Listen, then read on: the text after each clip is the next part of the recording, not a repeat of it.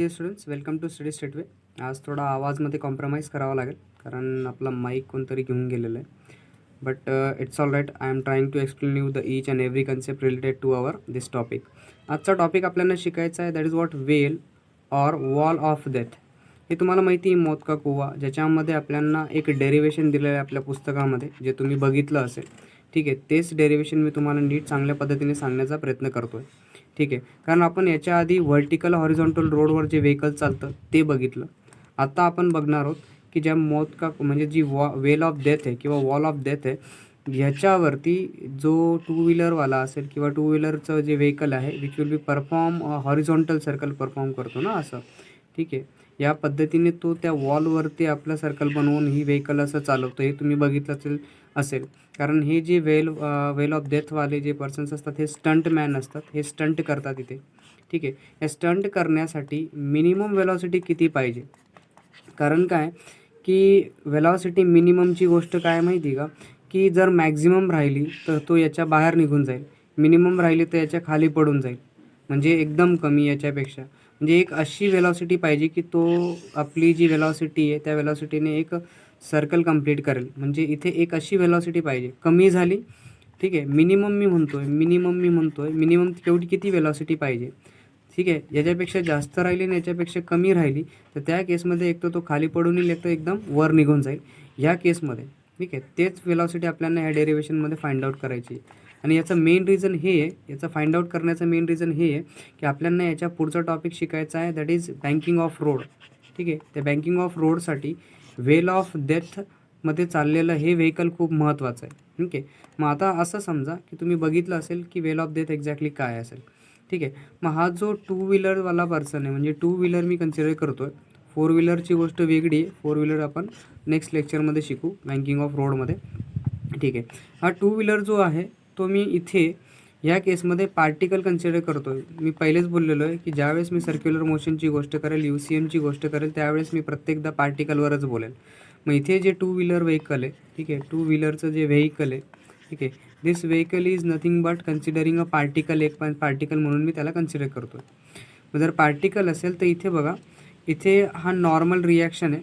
Normal तुम्हाला माहिती आहे each and every time perpendicular राहतो. ठीक आहे, सरफेसला परपेंडिक्युलर आहे म्हणून इथे नॉर्मल तुमचा परपेंडिक्युलर लागतो आहे. लाईक दिस हा नॉर्मल तुमचा असा चाललेला आहे. ठीक आहे, हे तुमचं व्हेकल इथे आहे, बरोबर. आणि मग एक जो friction between road and tyre, तो स्टॅटिक फ्रिक्शनल फोर्स हा अपवर्ड आहे. आणि फ्रिक्शनल फोर्स काय करतो आहे, गाडीचं वजन बॅलन्स करतो.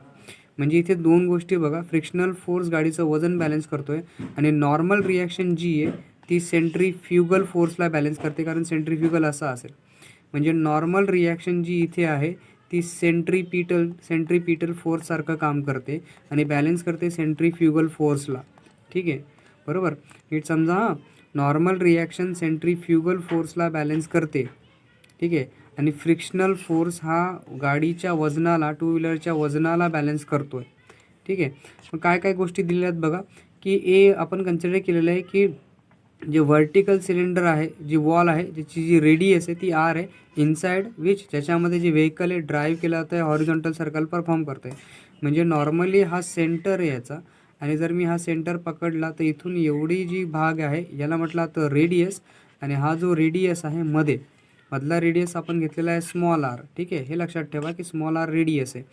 तसंच जे फोर्सेस आहेत त्या व्हेकलवरती, कारण मी अज्युम केलेला आहे तो फोर्स एक पॉईंट आहे. म्हणजे जो व्हेकल मी घेतलेला आहे which is nothing but me consider केलेला आहे एक पार्टिकल आहे. म्हणजे काय, पार्टिक्युलर नेचर आहे. मग पार्टिकल असेल पण बॉडीचा गोष्ट वेगळी येते, पण आपण म्हटलेलं आहे इथे पार्टिकल आहे सपोज. म्हणजे जो नॉर्मल रिॲक्शन आहे, जो आहे तो normal reaction acting horizontally towards the centre act होतो आहे. म्हणजे टुवर्ड्स द सेंटर काय असतो, सेंटर सिकिंग फोर्स म्हणजे सेंट्रीपिटल फोर्स असतो, बरोबर. म्हणजे नॉर्मल रिॲक्शन काय, सेंट्रीपिटल फोर्स आहे, ज्याला आपण MR ओमेगा स्क्वेअरने लिहिला. MR ओमेगा स्क्वेअर म्हणजे सेंट्रीपिटल फोर्स. ठीक आहे, is equals to centrifugal force. कारण दोघांची मॅग्निट्यूड सारखी असते, फक्त दोघं एकमेकांपासून अपोजिट डिरेक्शनमध्ये असतात. हे पण तुम्हाला मी नेक्स्ट लेक्चरमध्ये प्रिव्हियस लेक्चर्समध्ये सांगितलेलं आहे. ठीक आहे, एक प्लस असतो दुसरा मायनस असतो. पण नॉर्मल रिॲक्शन ही सेंट्रीपिटल फोर्स आहे आणि सेंट्रीपिटलला बॅलन्स करणारा सेंट्रीफ्युगल फोर्स आहे. ठीक आहे, बरोबर. सेंट्रिपिटल कोणाला बॅलन्स करतो आहे, सेंट्रिफ्युगल फोर्सला बॅलन्स करतो आहे. मग मी असं लिहू शकतो normal reaction is equals to M R omega square. बरोबर. दुसरी गोष्ट अशी की जी वेट आहे एम जी आहे, वेट ॲक्टिंग व्हर्टिकली डाऊनवर्ड. ठीक आहे, हे जे दिसतं आहे तुम्हाला, कारण गाडीचं वजन कसं आहे खाली ॲक्ट करेल ज्यावेळेस तो व्हर्टिकल सर्कल परफॉर्म करत असेल. ठीक आहे. And afterward there is a frictional forces. Frictional force of static frictional force आहे, व्हर्टिकली अपवर्ड ॲक्ट होतो आहे जो फ्रिक्शन बिटवीन रोड अँड टायरमध्ये. म्हणजे फ्रिक्शनल फोर्स कसा आहे तुमचा, friction between road and tyre कोणाला बॅलन्स करतो आहे, वेट ऑफ द व्हेकल, जे वजन आहे गाडीचं त्याला बॅलन्स करतो आहे. ठीक आहे. मग अजून एक गोष्ट अशी की जे स्टॅटिक फ्रिक्शन आहे हे का बरं आहे, हे कोणाला बॅलन्स करतं आहे, दॅट इज की स्लिप नको व्हायला पाहिजे गाडी, कारण फ्रिक्शनल फोर्स असेल तर गाडी स्लिप होणार नाही, आणि जर फ्रिक्शन नसेल तर गाडी स्लिप होऊन जाईल फ्रिक्शनल फोर्स नसेल तर. कारण काय, रस्त्यावर ज्यावेळेस कोणतंही व्हेकल चालतं ना त्याच्यामध्ये रोड अँड टायरमध्ये फ्रिक्शन राहतं. फ्रिक्शन असेल तर कुठलीही गोष्ट चालू शकते, फ्रिक्शनच नाही राहिलं तर ती चालू शकत नाही. आणि याला जर नीट बघायचं असेल तर हे समजा की हा रस्ता आहे तुमचा आणि हे व्हेकलचं चाक आहे, हे जर हवेमध्ये असेल, यांच्यामध्ये कॉन्टॅक्टच नाही, इथे बघा तुम्ही दिसतं आहे. ठीक आहे, there is no frictional there is no frictional contact between here. तर फ्रिक्शनच नाही तर इथे हवेमध्ये असेल, ते गोल गोल फिरून काही फायदा नाही, ते जागेवर राहील. ठीक आहे. पण जसं हे व्हेकलचं चाक तुमचं रोडच्या कॉन्टॅक्टमध्ये येऊन जातं, it can be go forwardly, कसं जातं हे पुढे चालायला लागतं. बरोबर. हे फ्रिक्शनल फोर्समध्ये कन्सिडर केले जाते. म्हणून काय गोष्ट येते की स्टॅटिक फ्रिक्शन जे आहे because it has the prevent the downward slipping, कारण हा जो फ्रिक्शनल फोर्स आहे काय करतो आहे, गाडी खाली स्लिप नको व्हायला याची काळजी घेतो आहे. ठीक आहे. So now afterward we are considering that की नॉर्मल रिॲक्शन जी आहे इज दस दॅट रिझल्टंट सेंट्रिपिटल फोर्स. म्हणजे बघा, नॉर्मल रिॲक्शन सेंट्रिपिटल फोर्सच आहे, पण बॅलन्स कोणाला करेल, सेंट्रिफ्युगलला बॅलन्स करेल. म्हणजे नॉर्मल रिॲक्शन कशी असते, एम आर ओमेगा स्क्वेअर आहे, ज्याला आपण M V square by R बी लिहू शकतो.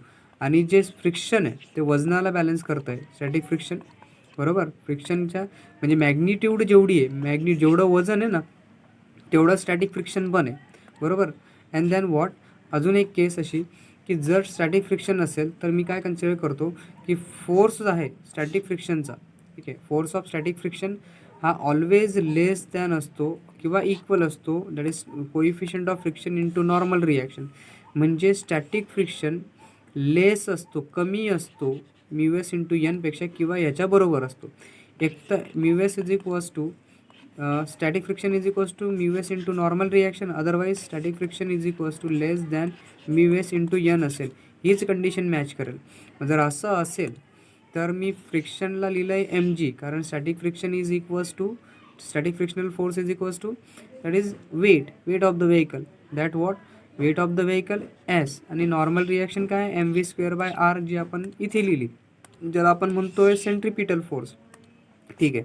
जर हा सेंट्रिपिटल असेल तर टाकून दिला तर मी याच्यामधला एम जी कॅन्सल करू शकतो, दोघं साईडमध्ये एम जी आहे, इथे राहिला जी, हा डिवाईडचा मल्टिप्लाय करा बरं, म्हणजे जी इंटू आर. ठीक आहे, is equals to mu S, म्हणजे हा लेस दॅन और इक्वल्स टू करतो mu S into V square आहे, हा मल्टिप्लायचा डिवाईड करून द्या, म्हणजे G R upon mu S is equals less than और इक्वल्स टू व्ही स्क्वेअर. बरोबर. म्हणजे मग याचा अर्थ V square is equals to, फिरवलेलं काहीच नाही, नीट समजा, फक्त उलटं लिहिलेलं आहे. ठीक आहे, जिथे ही जागा आहे ना हे फक्त चेंज केलेलं आहे, कारण इथे V square is equals to काय होऊन जाईल, R G upon mu S असेल. बरोबर, दुसरं काहीच नाही आहे. So V square is equals to R G, square root on both side करून टाका. Square root on both side करताच तुम्हाला मिनिमम वेलॉसिटी भेटून जाईल. म्हणजे मिनिमम एवढी वेलॉसिटी असायला पाहिजे की ते स्लिप बी होणार नाही आणि एकदम normal circular horizontal circular motion perform करेल. याच्यापेक्षा जास्त असेल तर वर निघून जाईल आणि याच्यापेक्षा कमी राहिली तर तो खाली येऊन जाईल, हे नीट लक्षात ठेवा. So here is that the minimum velocity is, इथे मिनिमम वेलॉसिटी तुमची अशी दिसेल, it is will be less than greater than और इक्वल्स टू नाही येणार, मिनिमम वेलॉसिटी तुमची एवढी येईल under root of R G into mu एसच्या बरोबर. ठीक आहे, इथे रिमेंबर दिस सगळ्यात जास्त महत्त्वाचं आहे. नॉर्मल रिॲक्शन काय, always be M V square by R आहे. नॉर्मल रिॲक्शन काय इथे काम करते, सेंट्रिपिटल फोर्सचं काम करते, आणि centripetal M V square by R आहे.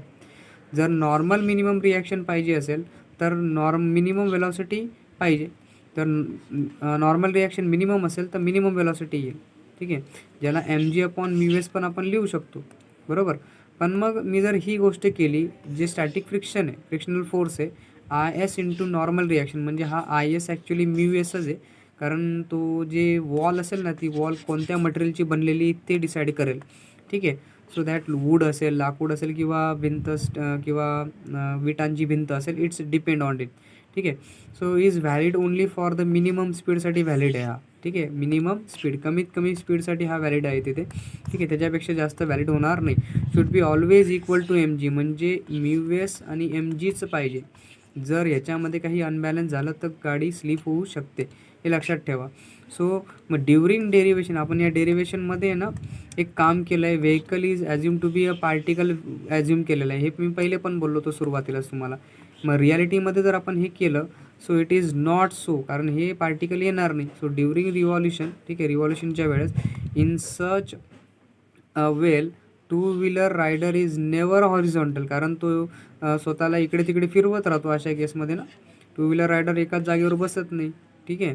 तो फ्लक्च्युएट होत राहील, आणि जर फ्लक्च्युएट होत असेल तर तो टॉर्क क्रिएट करून देईल, आणि जर टॉर्क क्रिएट करेल तर तो अनबॅलन्स होऊन जाईल, आणि अनबॅलन्स होईल तर तो गाडीमधून पडू शकतो, किंवा जे व्हेकल आहे ते टॉपल होऊ शकतं किंवा स्लिप होऊ शकतं, ते खाली घसरून जाऊ शकतं. हे म्हटलं आता म्हणजे during revolution in such a well the two wheeler rider is never horizontal, तो हॉरिझॉन्टल राहत नाही. ठीक आहे. So else the torque due to her his weight will be topple होऊन जाईल, कारण F S is not equals to M G होऊन जाईल. वेट आणि स्टॅटिक फ्रिक्शन सारखं येणार नाही, आणि अशा केसमध्ये टॉपल होण्याची शक्यता आहे, गाडी स्लिप होऊन जाईल तिथून. ठीक आहे. So that due to weight what will be happen the four व्हीलरच्या केसमध्ये तर असं चारीच्या चारी काचेमध्ये होतं, कारण इथं पूर्ण फोर व्हीलर मोठं व्हेकल आहे. सो ह्या केसमध्ये अजून एक गोष्ट येते, कशी की तुम्ही म्हणा की जर मी फोर व्हीलरची गोष्ट केली ना, so angle made by the road surface with the horizontal 90 degree आहे. जर मी रस्ता असा घेतला, ठीक आहे, हा रस्ता आहे तुमचा, ह्या पद्धतीने पहिले हॉरिझॉन्टली मी रस्ता डायरेक्ट असा बनवला, आणि गाडी ना इथून अशी गोल गोल फिरवतोय, अशी सरळ न जाऊ देता. ठीक आहे. नीट लक्षात ठेवा, कारण रस्ता जर बनत असेल, so I am trying to make it that path is like this. बरोबर.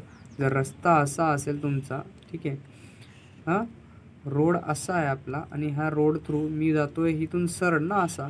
ठीक आहे. पण जर मी ह्या 90 डिग्रीवर फिरवत असेल रस्त्याला, ठीक आहे, सो दॅट वॉट की जो रोड आहे आपला that will be make like this. ठीक आहे. कसा बनवायचा आहे मला त्याला, जर रस्ता असा असेल, ठीक आहे, मग याच्यामध्ये गाडी चालते तुमची इथे हॉरिझॉन्टल रस्त्यावरती, पण मला गाडी कुठे चालवायची, इथे चालवायची अशी. ठीक आहे. लाईक दिस 90 डिग्रीवरती. ही गोष्ट समजली तुम्हाला. बरोबर. अशी न चालवता मी इथे चालवेल 90 डिग्रीवरती, म्हणजे मोदका कुवामध्ये जशी गाडी चालते ना तशीच. ठीक आहे. सो दॅट वॉट या केसमध्ये angle made by the road surface with the horizontal is 90 degree. That is if the road is bank by 90 degree. जर वाढून दिला अँगल ऑफ बँकिंग, किती वाढवला, 90 डिग्री करून दिला. So it is impose a lower limit, म्हणजे इथे lower limit लागेल, की कमीत कमी काय होऊन जाईल की जर 90 डिग्री वाढून दिला ना, ठीक आहे, रस्ता 90 डिग्री जर वाढून दिला असेल आणि ही गाडी इथे असेल, तर ही गाडी स्लिप करून जाईल, खाली येऊन जाईल. काय करेल, स्लिप होईल. तर ह्या केसमध्ये मिनिमम वेलॉसिटीला ती खाली स्लिप करून जाईल. ठीक आहे. बरोबर. म्हणजे जर स्लिप करत असेल तर स्लिप व्हायला नको, याच्यासाठी लोअर लिमिट ठेवावं लागतं, आणि दुसरं म्हणजे वर नको जायला जास्त, त्याच्यासाठी पण हायर लिमिट ठेवावं लागतं, सेट करावं लागतो. So it impose a lower limit on a turning speed in previous subsections. We saw that and unbanked road, जो अँगल ऑफ बँकिंग आहे, आपण त्याच्यासाठी लोअर लिमिट सेट केल्यानंतर previous subsections we have saw that and unbanked. Bank म्हणजे angle 0 होता तिथे मागच्या सेक्शनमध्ये जे डेरिवेशन झालं आपलं याच्या आधी, या लेक्चरच्या आधीचं. Road there is an upper limit होता, इट इज टर्निंग स्पीड होता. इट मीन्स एक मेन केस अशी आहे, it means that that for any other banking angle काय पाहिजे, 0पेक्षा जास्त पाहिजे, आणि 90 डिग्रीपेक्षा कमी पाहिजे. हे अप्पर लिमिट आणि लोअर लिमिट सेट करून देतात. Turning speed will be upper as well as lower speed, दोघं सेट करावे लागतात. म्हणजे अँगल ऑफ बँकिंग करताना किंवा रोड बँक करताना हे दोघं गोष्टी सेट करावून ठेवाव्या लागतील. आय होप तुम्हाला वेल ऑफ दॅट समजलं असेल. ठीक आहे. समजलं तर प्लीज लाईक करायला विसरू नका, नसेल समजलं तर डिसलाईक करा, but tell me the reason why you are disliking this video. ठीक आहे. So thank you for watching this video.